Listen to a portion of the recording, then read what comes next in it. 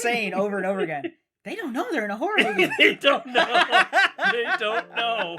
Man, if you knew you were in a horror movie, you wouldn't go in there, would you?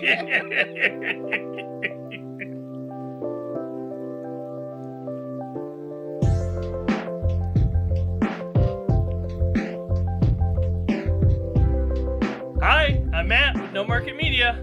And I'm Randall. Today, Matt and I are taking a look at a new movie that came out from A24 Films. It is X. X stars Mia Goth, Jenna Ortega, Brittany Snow, Kid Cudi, Stephen Ure, and Martin Henderson. It is written and directed by Ty West, who's also known for The Innkeepers, a segment of VHS, and has directed multiple episodes on multiple TV shows. Now in X, a group rents a country home in order to film an adult movie. But shortly after filming starts, the property owner's elderly wife takes a deadly interest in the cast and crew members. It has received generally favorable reviews from critics and above average reviews from audiences. A post-credit scene hints at a prequel, which was filmed right after X and announced just days before this film's release. You know how hard it is to keep a straight face when Matt's premise is a deadly interest? Yeah.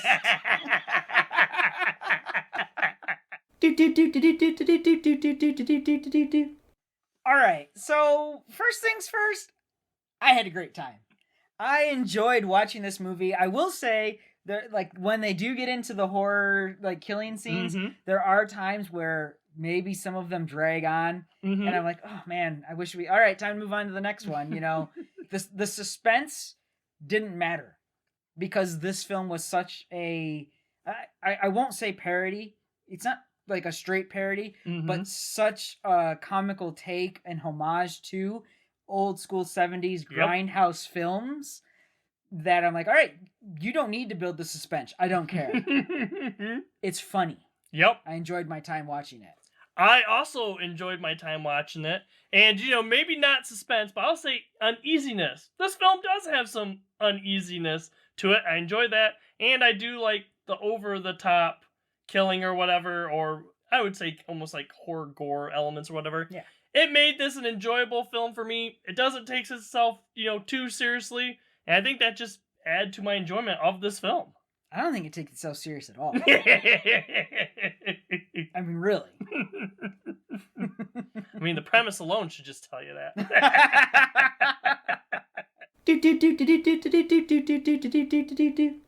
Alright, plot, story elements, like you said. This film is, I would say, half and half. Half of it is, you know, kind of like a looking at making 70s porn, or low-budget adult films, whatever. And the other half is what you mentioned, homage to 70s horror, you know, kind of like slasher horror and stuff.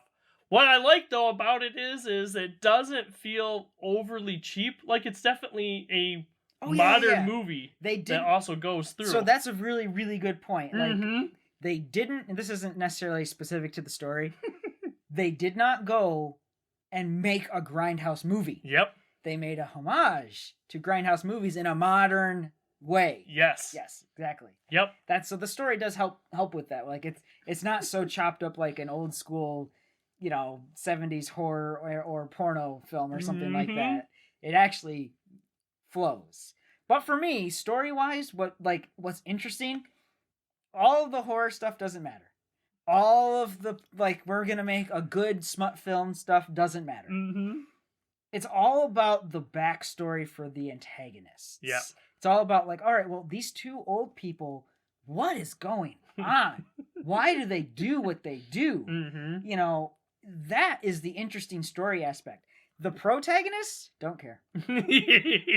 Yeah, there's a like tiny reveal at the end for the main protagonist, and like, oh, okay, I see, you know. But didn't matter.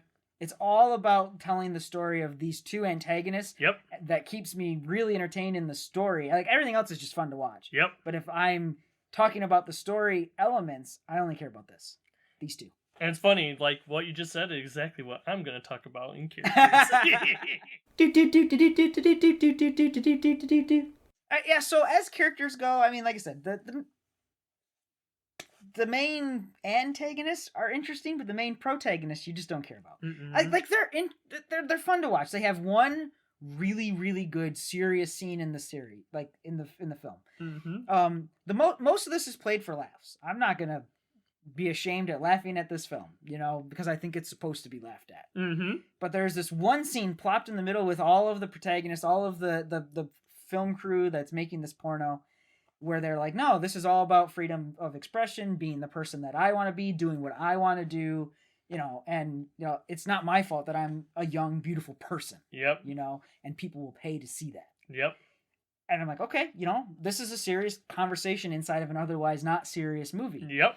And then that scene literally ends on a joke. It's like, all right, serious scene done. Mm-hmm. Get back to the jokes, basically. Get back to the fun stuff. Mm-hmm. Yep. So, like, they have their bits. Like, all of those other characters have, like, this time to shine.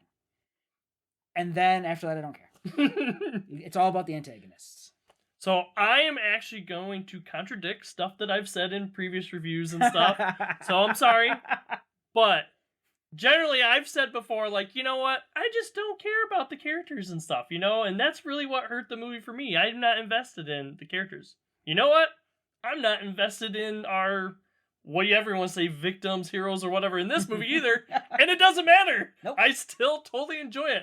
I don't really need to care about so-and-so or whatever, or really feel like, oh, like the tensions build up. Because it's like, oh man, I'm worried. Is so-and-so going to get killed? Is my favorite good person going to get... Yeah. I don't care.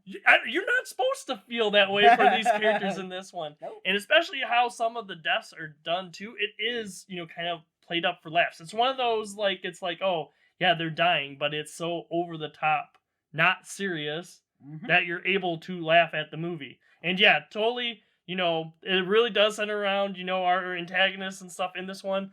These aren't characters that I feel like I really sympathize with. They're Nope. crazy. They're crazy. But at the same time, too, you kind of say, like, all right, at least explain why they do what they do and what they do. And, I can go with that, even though I don't sympathize with it. Yeah, like, at first you're kind of introduced to them and you're like, oh, that's weird. And, like, where are you going? What's going on here? What, and then as everything keeps rolling on, you're like, oh, they explain a little bit more of their backstory, a little bit more, and a little bit more, and you're like, oh, they're crazy, and you don't sympathize. You're not supposed to sympathize with them. You're not supposed to care about the victims. You're not supposed to sympathize with the bad guys. That's not the kind of film it is. I like how this film kind of does it, where it, for our main, I guess we would say, antagonist or whatever, they have like a breaking point. So it's almost like, hey, this happens and then it leads to all the killing. But then as the movie goes on, it does explain, like, no, they are crazy. They're crazy. You're going to have to watch it to find that out, though. Yep. Like, why?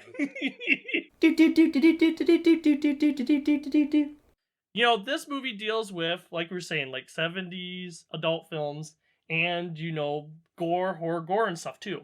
But what I like about this film and in those genres is that it doesn't just do it to do it. There's certain scenes where they'll show nudity for a reason, and other scenes where they could show it, but choose not to. I think there's actually a reason, that they have each thing. And then same thing with, like, the gore, too. There's some, like, deaths and stuff that we'll see on camera, and yet there's other ones that they won't show on camera. Kind of happens off camera a bit. So it isn't one of those where it's like, well, it's a horror film. We got to put nudity in here, so let's just plaster nudity in here. Or, it's a horror film, so we got to just stick gore wherever. No, I think it's, like, purposeful. And that's one of the things I like about, and how it fits this genre. All right, so, yeah, obviously it's a horror film. and you might say it's a slasher film, but here's the thing. It's not designed to scare you. It's not. You're not supposed to be scared by this film. It's not that kind of horror film. It's not Conjuring. Take it serious. Yep. Or anything like that. But with the horror genre comes certain tropes. Yep. Now, we talked about this most recently with our review of Studio 666, where it's like, is there a dark stairwell? Yeah, you bet you they're going down it. Because they're playing into those tropes. Yep. X does exactly the same thing. Yep. There were times in the theaters, because we got to see this one together, where I'm just like, man, I hope the black guy survives. it's a horror trope. It's a horror trope. You know, of course he's not. It's a horror trope for 70s horror films. He's not going to survive. You know, like, oh, you know, the innocent person, the innocent person who had sex. Gee, it'd be great if she survived. It's a horror trope. This horror movie never lets a trope go. No. It's all in on the tropes. Every single one. We definitely do have dumb victims in this one. If you are thinking of one of those horror films where you're like, hey, don't go there. Yeah, Yep. This is definitely almost one of those movies. every single one of them. I was like, I kept saying over and over again, they don't know they're in a horror movie. They don't know. They don't know. Man, if you knew you were in a horror movie, you wouldn't go in there, would you?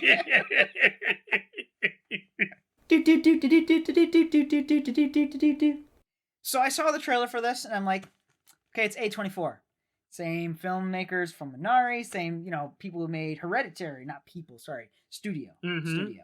Not the same director and everything for Hereditary, but, you know, studio. Yep. And Midsummer. You just don't know what you're gonna get with A24 films. You know they're pretty much good. Mm-hmm. If this wasn't an A24 film, I probably wouldn't be interested in seeing it. I totally agree with that as well. You know, it's just that studio being attached to it. So when I went to see it, I didn't know what to expect at all. I didn't know if it was going to be a horror film or if it was going to be taken very straight and then go crazy, like off the hill, like Hereditary does. Yep. Where I'm just like, oh my. Like, nope. Completely different than all of my expectations going in, which were, I'm curious whether they're just going to do the Hereditary thing where it's like, serious, crazy. Mm-hmm. Didn't do that at all. So that's what I didn't see coming because I didn't, you know, I saw the trailer. I'm like, could go this way, could go that way. Yep. Me, what I didn't see coming, I think, is the editing of this movie. A lot of things that come out, whether it's jump scares or whatever that's made, it works because of how the film is edited. Like, all of a sudden you go to something and all of a sudden you get like that edit that like makes it. It actually makes it for me. You were saying before about how like the antagonists and like the stuff with them, that's really what drives the story. But for me, what made the movie for me is like the editing and kind of like the shots and stuff selection of this movie. Like, I didn't expect that at all. I mean, to me, this horror film was edited a bit different than I was expecting.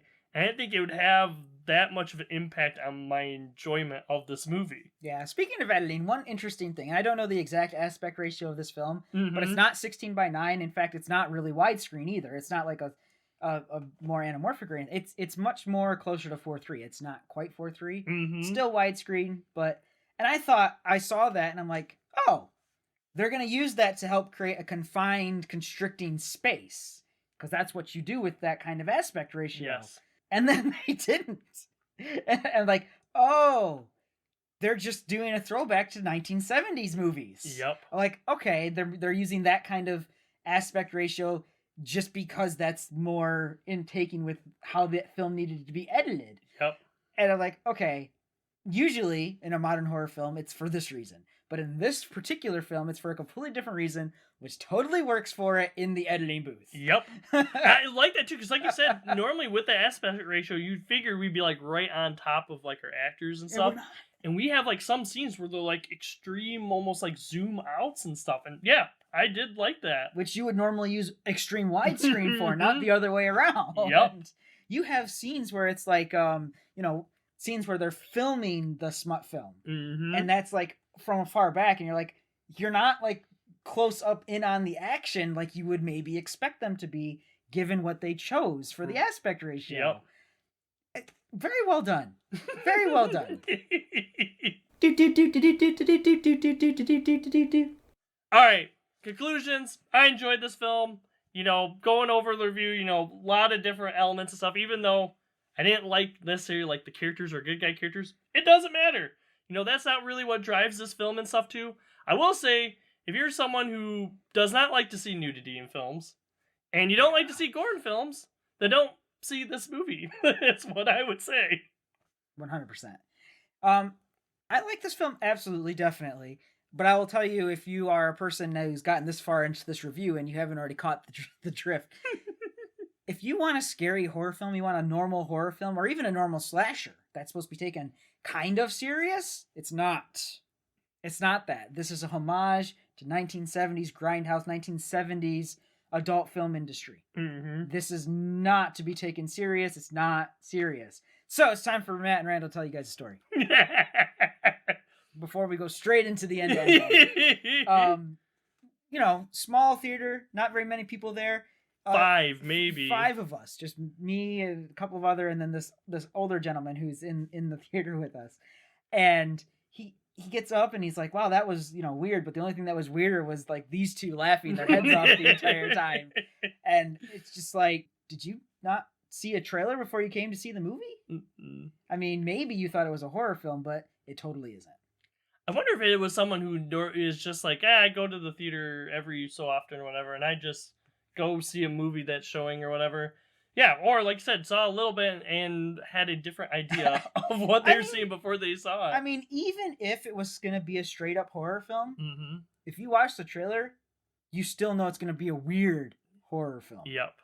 So I don't know where it came from, but I think after seeing the prequel trailer for the prequel Pearl, which was filmed with this side by side or back to back or whatever, I am 100% sure we were right in our last one. Everyone too, of course, experiences movies differently. So Randall and I aren't saying that you have to experience a movie in a certain way. I know. But the same thing too, like, I would say if you look at like movie makers' like intention, I would say their intention is for you to laugh at parts of this movie. I mean, going on what we were saying before on like the gore and nudity, sometimes the gore and nudity are used for the laugh.